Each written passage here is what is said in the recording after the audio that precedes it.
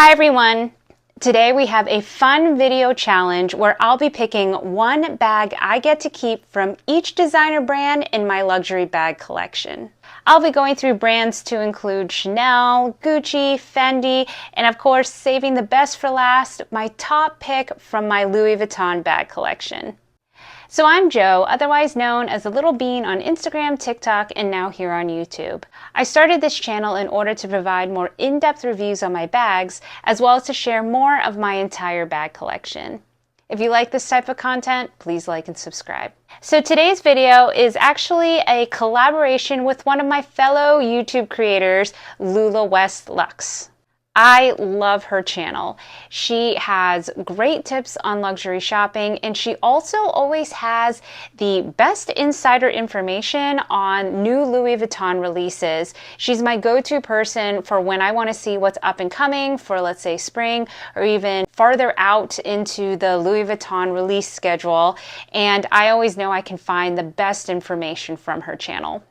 So she and I had talked a few weeks ago, and we thought it'd be really fun to be able to post the same type of video with the same topic on the same night. So she will also be posting a video around this time. So definitely be sure to check her out. I will include a link to her channel in my description below. All right, so the first luxury house we'll talk about today is Chanel. So this is my entire Chanel collection. So this is my Chanel mini square in the Pearl Crush edition. It has this beautiful pearl right here, which allows for an adjustable strap. And honestly, this is just the most perfect color of beige. It really is neutral and matches with everything. So this was my first Chanel bag purchase. This is the mini rectangular, again in the Pearl Crush version.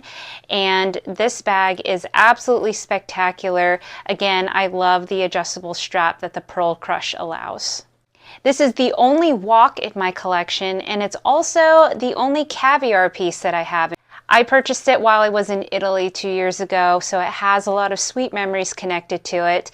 And this one too does have an adjustable strap as well, so you can wear it as a crossbody or as a shoulder bag.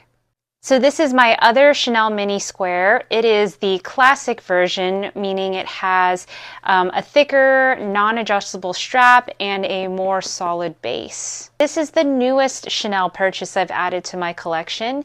This is the Chanel 19 in the most beautiful tweed. All right, so let's talk about which one of these bags I would keep if I could only keep one. I'm going to say this is a lot harder than I thought it was going to be. I'm honestly torn. I think I would be picking from these three here. There's nothing against my Chanel 19. I do like it. It's just if I could only pick one, I would want to pick a mini bag. And if you've seen some of my other videos, you know how I feel about this one. So you know this one is not on the list. So it's really down to these three. So I think I'm going to have to go with my mini rectangular. I think there's a number of reasons I would go with this one. First off, it's such a classic bag. I mean, you can't go wrong with a classic black bag with gold hardware. And also the size and shape make this bag really functional, really easy to use, and it can still fit a lot even though it is a mini bag. This bag really has some sweet memories tied to it as well, given it is my first Chanel bag purchase. I really do think I got lucky with the timing, and all the stars aligned on this one, and it continues to be one of my favorite bags, not only in my Chanel collection, I think my favorite bags from my entire collection. And next we have my Fendi collection. So I actually have 6 Fendi bags. One that I haven't shown is my Fendi work tote, which is a vintage piece. It's too big and I'm not counting it as a bag in this case. So first we have my newest edition, which is the Fendi Micro Peekaboo, which is absolutely adorable. I have my mini Fendigraphy, which again is a super versatile piece. I'm showing it here with the Zucca print strap. Speaking of Zucca, I have my mini Fendi By the Way in the Zucca print. I got this one again while I was in Italy on my anniversary trip. And then there is my Fendi, by the way, mini in the sheep fur version, which again, the texture on this bag is so cute. And finally, this is a more recent bag that I've added to my collection, but I haven't really featured too much on my content simply because it's huge and it's really hard to capture in my small setup. So this is a Fendi peekaboo as well, and what I love about it is this Zucca print that really peeks through when you leave it open. It's got a gorgeous slouchy look to it, and I love to drape it in all sorts of bag charms. So if I had to pick one, I would definitely narrow it down to these two here. I think I'm going to go with the Fendi, by the way. This has just been on my list of top favorite bags in my collection. You'll have seen it in a couple videos. I just think the shape and silhouette is perfect. It's a great size for me, and I really like that it is definitely showcasing Fendi while still having all the ease of functionality and neutral colors so that I can really incorporate it well into my wardrobe. Next up, we have Gucci. So I also have 5 Gucci bags in my collection, not including my Ophidia tote, which I think I'm going to let go. So if anyone is interested, let me know. But I did have the Gucci Super Mini Marmont in my collection that I recently sold. So these are the remaining ones left. So first I have the Ophidia Super Mini, and this is such an adorable bag. It is very similar in many ways to the Speedy.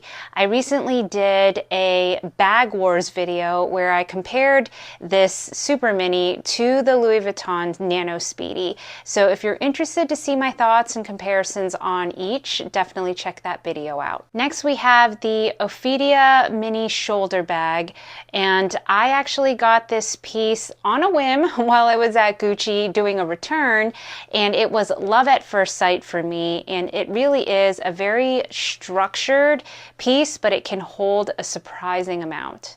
So this is the Gucci Mini Padlock Bag, and I actually purchased the bag charm or the belt bag version of this piece, which inspired me to get this larger version of it. And this is the first Gucci bag I have that has black leather on it versus the like gray or dark taupe brown of the other pieces that I own. And I absolutely love the contrast of the Gucci monogram against the black leather. So this one borders on an SLG, but it technically is a mini bag. It's called the Gucci Ophidia mini bag. So I'm going to go ahead and count it in this collection. This is tiny. It is tiny, yet it can fit a cell phone in it, and it is perfect for an evening out, and it fits everything that I need if I'm only bringing bare essentials. And finally, we have the Gucci Mini Horsebit 1955, and this is one of my first Gucci bag purchases along with my Ophidia tote, and I absolutely love this bag. I love the rich brown and just this classic horsebit design. It does actually come with 2 different straps on it as well, and since I'm a huge fan of Gucci webbing, I was really excited to have that green and red strap to add with the bag. Okay, so if I had to narrow it down here, I think I would be narrowing it down to the Super Mini Ophidia and my Horsebit Mini. I do think I would go with the Horsebit Mini. I just feel like this is going to be a bag that I keep in my collection forever. This is just such a classic looking bag. It's something that I feel like is a design that will stay in style. It's very, to me, understated, more along the lines of quiet luxury, though obviously it has the monogram on it. I like that if I want it to be a more flashy look, I can include my webbing strap, but if I want all neutrals, I just want to stay very understated, I have the brown strap as well. And really, again, a lot of the things that I desire in my bags are versatility and functionality, and I do think this bag has those 2 things to a T. So these next 2 designers, I only have 1 bag in my collection from each. The first is the 30 Montaigne East West from Dior. Again, this was a bag that I got on that Italy anniversary trip, and I just fell in love. I have always been drawn to Dior oblique, and this bag is just absolutely stunning. I will say though, I do feel like I don't wear this bag very often at all. I think I just don't know how to style it. So if anyone has some tips on how to wear it, I just never feel like I know what to wear it with. So any tips and tricks, feel free to comment below. Then we have my one bag from Celine. So this is the Celine Pico belt bag, which is sadly discontinued in this size. I actually love this size. I think it's so cute, and I was so surprised with how much I could fit in this bag. So I don't know why they got rid of this size. Again, I think this is really cute. I love this beige neutral color. I love the top handle and how overall this is very understated and quiet luxury while still having some flair and design to it to make it stand out. All right, last but certainly not least is my pick of my Louis Vuitton bag that I would choose if I could only pick one. Now this was hard, guys, because I have a lot of Louis Vuitton bags. This is clearly not my entire collection here. All this was my best attempt to narrow it down, and I got it narrowed down to 6. If you'd like to see my entire Louis Vuitton bag collection, definitely leave a comment down below. I don't know how long that video would be because I feel like I have so many, but if you would like to see something like that, definitely let me know. So this is one of my more recent purchases. This is the Neverfull Inside Out in the BB size. So this bag is reversible. You can reverse it into an all black, fully leather side. It also can be worn as a bucket bag if you snap it closed here. And it also comes with a really adorable black pouch, a black and white pouch that you can actually style on the front of the bag as well. So again, it has a lot of versatility. It comes with this really pretty strap. Definitely is something that I use on a regular basis. And next we have my unicorn bag. This is the Louis Vuitton Nano Dora. I have a full video on this to go into further detail, as well as how I made permanent changes to this bag. I actually cut the strap off and added these little rings here, and I have no regrets. It really is a bag that I knew I was going to keep in my collection forever, so I didn't hesitate to make changes to it to fit my needs and my style. But I love the size of this bag. I love the silhouette. To me, it's that Goldilocks size and shape, and cherry on the top. It's black and monogram, which clearly I have a love for, so I am obsessed with this one. Next we have the Alma Nano, and what's not to love about this piece? It is so cute. I can't get over how small it is, yet how much it can fit. If you've seen my what's in my bag videos, or you watched my full review on this bag, you'll know that this is a workhorse nano bag, and it can fit everything that at least I need. I also love how this bag has treated vachetta versus just the full-on raw vachetta, so I can actually enjoy this bag without constantly panicking about it potentially getting slightly wet or all those things. It really is a beautiful piece, and it is very well made, and I'm really loving it. Next we have the Palace Clutch. So for me, this bag rivals the Louis Vuitton Pochette Accessoire, and this bag is about the same size, but it has some added features to include a front pocket here. It comes with a detachable brown leather strap, and it also has a pocket in it, and it comes with this beautiful chain that you can use to wear it as a shoulder bag or let it hang here as an accessory when you wear it as a crossbody. Then we have the Pochette Métis in the East-West style.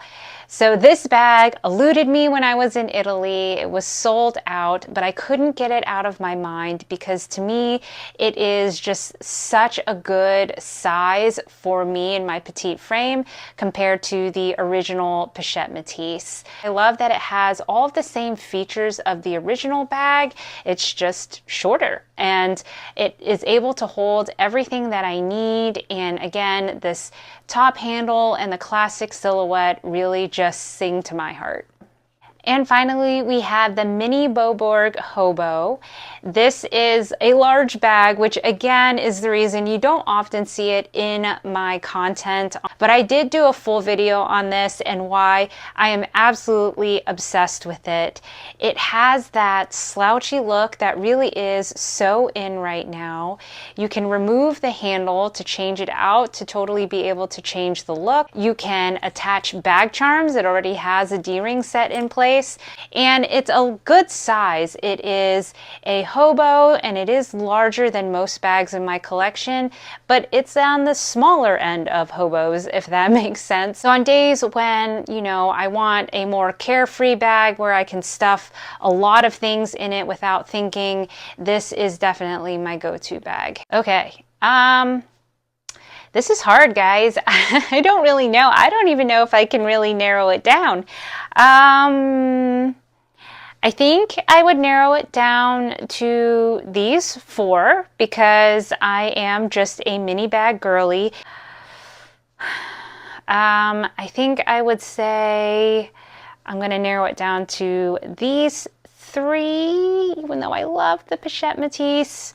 All right, I'm going to say the Palace Clutch. I think this might be surprising to you because I think I would have thought that I would have picked my Nano Dora because it is such a unique and special piece to me.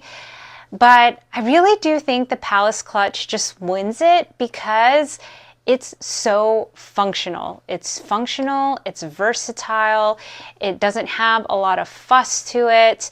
And again, I wear it, I bring it on every single trip I travel on because honestly, I could just bring this one bag and it would meet all of my needs. I can dress it up for a fancy night out, just using it with this gold chain. I can even bring a black crossbody strap if I wanted a full-on black and mono look, or if I'm wearing more browns and tans, then I can bring warmth to it with this brown strap. It fits everything I need. This zipper, like, can we talk about this? Such a smooth zipper. And I love the front pocket because I can fit my cell phone in here. So I don't have to open the bag to grab my cell phone. And it is snug in here, so it's not something that someone could easily slip out, which I also appreciate in terms of peace of mind. So yeah, this is one of those bags that I would definitely say if I had to choose one, I would choose it. If for some reason I lost this, or if it does end up just getting super worn out, I will replace it. I will buy another Palace Clutch in this exact color and style because I love it that much. Which again is surprising because I definitely have other bags in my collection from Louis that are far more expensive, that are far more popular. But again, for me, it's going to be that combination of versatility and functionality, and so this one takes the cake. So that wraps up today's video, and I am so curious, were you able to guess my top picks? Because honestly, I'm surprised. I didn't really do too much planning before filming this video because I wanted to get, my gut response to which of these bags were my picks. And so I was just as interested as hopefully you were when watching this as to what I would actually pick. Share in the comments below which bags you would have chosen, and also share in below if there were any specific bags you would like more details on. I do have bag reviews on a good number of the pieces that I shared today, so I will be sure to include as many of them as I can in the description as well as in the info section. Again, a quick shout out to Lula West Lux. Please check out her channel. She has such great content. If you like luxury bags like I do, you're going to just love watching her videos. So definitely check her out and tell her that Joe the Little Bean sent you and that you're already a big fan. So again, if you like this type of content, if you liked this video, please give it a like and a comment. Please subscribe if you haven't already. And if you'd like to watch more of my content, I'll include another video for you here. Otherwise, until then, bye for now.